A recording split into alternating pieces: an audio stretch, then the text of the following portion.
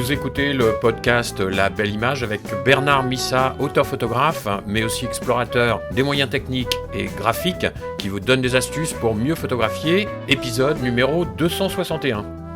Bienvenue dans La Belle Image, où l'on parle de l'impact de vos images, de techniques pour bien composer et de connaissances de l'appareil photo. Et voici aujourd'hui ce que j'ai appelé l'instant suspendu.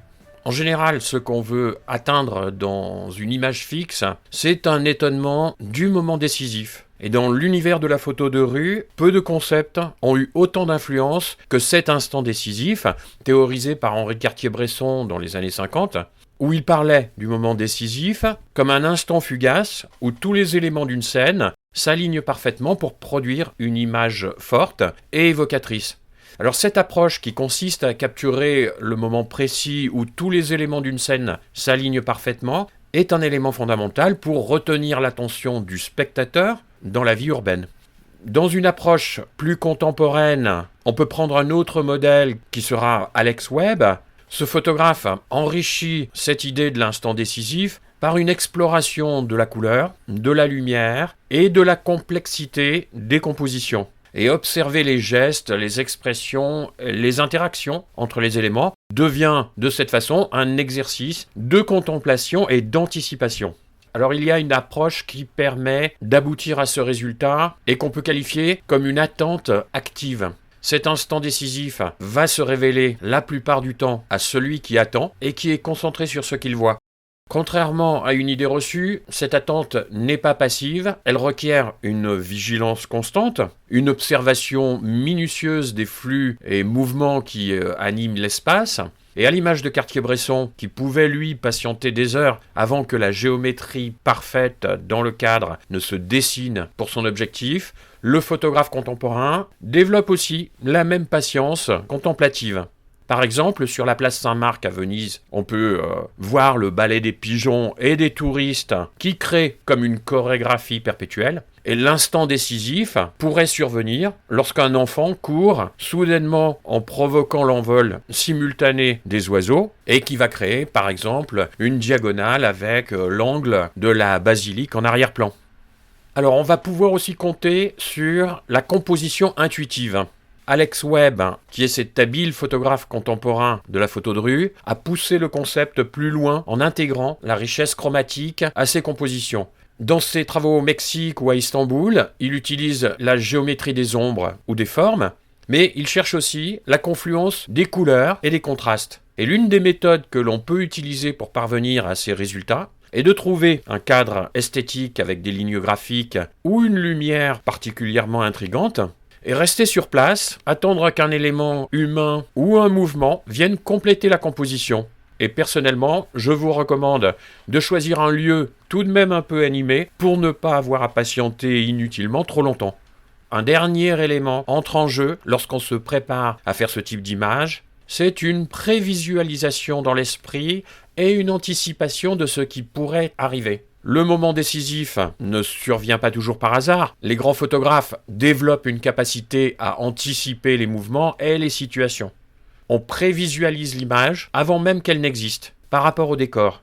Dans une gare, par exemple, en observant le quai pendant l'arrivée d'un train, on peut imaginer les retrouvailles, les embrassades, les séparations qui peuvent se produire, en se positionnant stratégiquement pour que ces moments s'inscrivent dans le cadre et créent quelque chose de visuellement fort.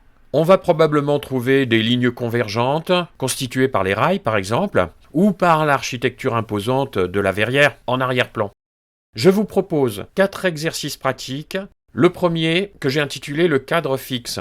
Vous choisissez un emplacement urbain riche en activités, vous vous mettez à une terrasse de café par exemple, vous fixez votre cadre sans le modifier pendant disons 1 heure. Vous observez comment la scène évolue en saisissant uniquement les moments où la composition atteint une apogée. Cet exercice va développer la patience, mais aussi l'observation, et va affiner le sens de l'instant du déclenchement.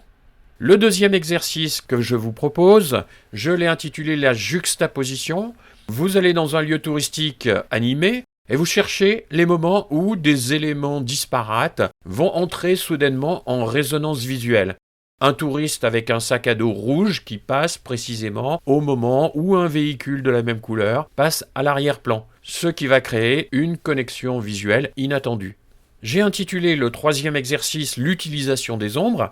Par une journée ensoleillée, vous repérez un lieu où l'architecture projette des motifs géométriques au sol, en attendant que des passants traversent dans ces zones d'ombre et de lumière, en créant des silhouettes fragmentées et des contrastes forts. Et enfin, le quatrième exercice, je l'ai intitulé « Les microcosmes urbains ». On identifie un petit espace délimité, dans un café par exemple, ou à un arrêt de bus, ou sur un banc public, et on observe comme si on était dans un théâtre miniature, en capturant les interactions, les regards, les gestes qui racontent une histoire en une seule image. Vous pouvez observer ces interactions sans appareil photo également, de manière à vous entraîner à anticiper les moments visuellement intéressants.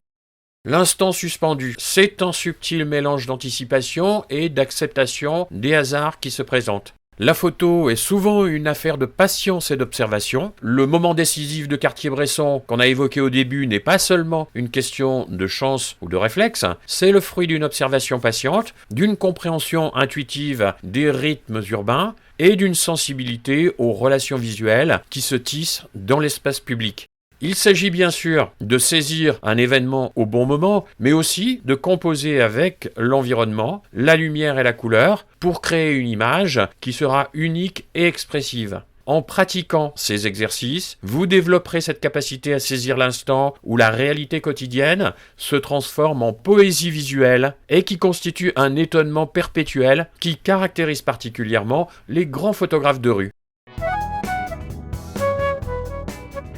La Belle Image est publiée chaque lundi et vous propose des techniques, des astuces, des idées et des moyens de composition dans le but de développer votre expression photo et de donner plus d'impact à vos images. N'hésitez pas à me laisser un commentaire ou une question pour me faire part de ce qui vous intéresse le plus à développer dans votre pratique de la photo. Si vous ne l'avez pas déjà fait, vous pouvez télécharger le manuel de composition en cliquant sur le bouton placé sur la page de l'épisode. Je vous souhaite une bonne semaine de prise de vue et je vous dis à lundi prochain.